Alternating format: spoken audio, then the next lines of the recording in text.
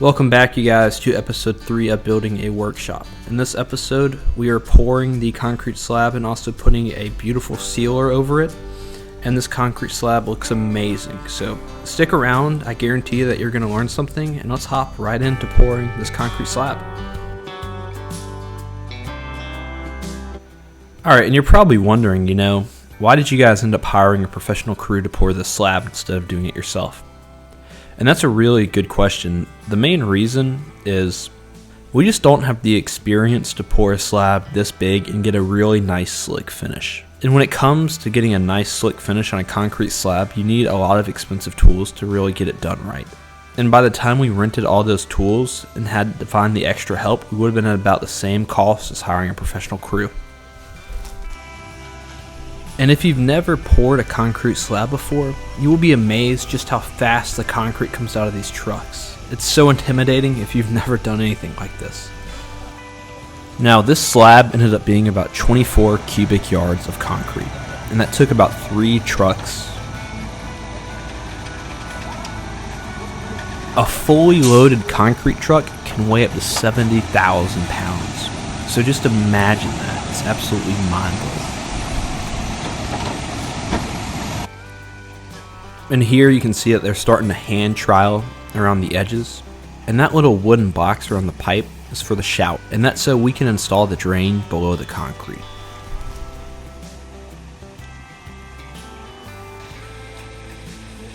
Now here you can see they're starting to use the power screed.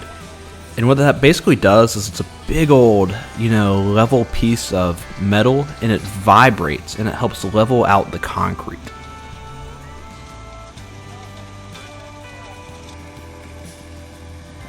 And you can see just how level it makes the concrete. I mean, look at the concrete he's already done versus what's behind him. And it really doesn't take a lot of energy to pull that. So you may be wondering why that guy is shirtless in the back, and that's because it is a hot summer day here in North Carolina. It got to about 90 degrees by the time they were screeding this right here. So they got here before the sun rose, and we started pouring as soon as the sun came up. And what you can see him doing here is he's using a concrete power trowel. And what that basically does is it consists of multiple rotating blades, and it's enclosed, in that cage. And it's used to create a polished level finish on the concrete surface.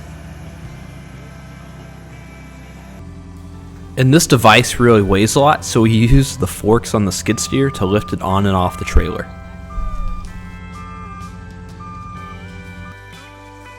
So after the slab was poured, what he's doing now is he's cutting expansion joints into the concrete. And what that basically does is it allows the concrete to expand and contract, because concrete is the biggest it'll ever be when it's poured, so it's always shrinking after that. And also, concrete is going to crack.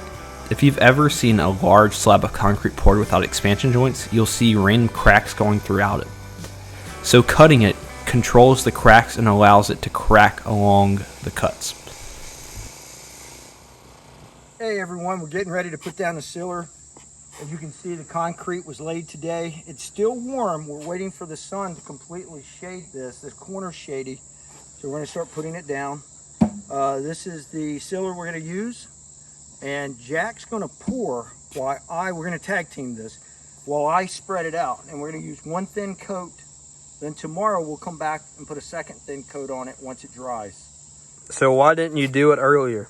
Well, the reason we didn't do it earlier, we had the sun on the concrete, and the concrete was still heating up. And it's still heating up, but it's not as hot as it was before.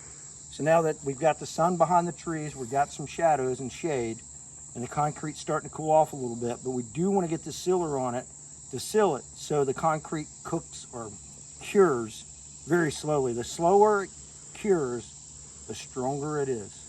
So we want strong concrete. We want strong concrete. The reason we're sealing this concrete, there are 2 main reasons that I believe, and again, you guys may have other reasons, or you may disagree with my reasons. One is it slows the curing process. 2, it actually keeps the concrete from getting damaged further. It actually closes up the pores so that the concrete doesn't absorb ugly stains from mud or stains from anything else that you might be doing, so it helps it. Now what we'll do is we'll put 2 coats on. But once we finish the framing process and the sheetrock process, we'll come in and make sure everything's clean, and we'll put a third and final coat on. Again, some people will disagree with this, but it really helps the concrete look very nice over a very long period of time. And by the way, it becomes very slick, so if you put water on it, you can actually lay down and slide like a slippery slide. So it's a lot of fun. So, guys, we just wrapped this up. As you can see, floor looks really well. A lot of fumes, but we got it done. Tomorrow what we'll do is we're going to allow this to dry tonight. Tomorrow we'll see if it's not tacky in the morning.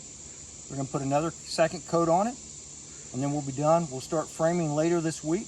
I got my necklace on. Hang on here. Yeah, I got to straighten that out. Anyway, we'll start framing later in the week, and we'll video some of the framing that we're going to do and show you how we lay out our walls and put our headers up and our corners and T-studs. So anyway, we'll talk to you later in the week. Okay, we just finished up the second coat this morning. We did one coat last night. Again, this is the sealer that we used. Kaufman, clear, gloss, 2 coats. And again, the reason we did this is, number one, it slows down the curing process, which helps with making the concrete much harder. 2 is it seals it, keep it from getting stains and grit and things in the concrete. And the final thing, aesthetically, which I didn't mention yesterday, really gives the concrete a good look. Now, the danger of it is if it gets wet, you must be careful because it will get like a sheet of ice. So we'll start framing later this week. We're going to give this about 3 more days to cure out and the sealer to dry up nice and tight. And then we'll start framing, which we'll video the framing sections, talk a little bit about how we're going to get this thing framed and in the dry later this week.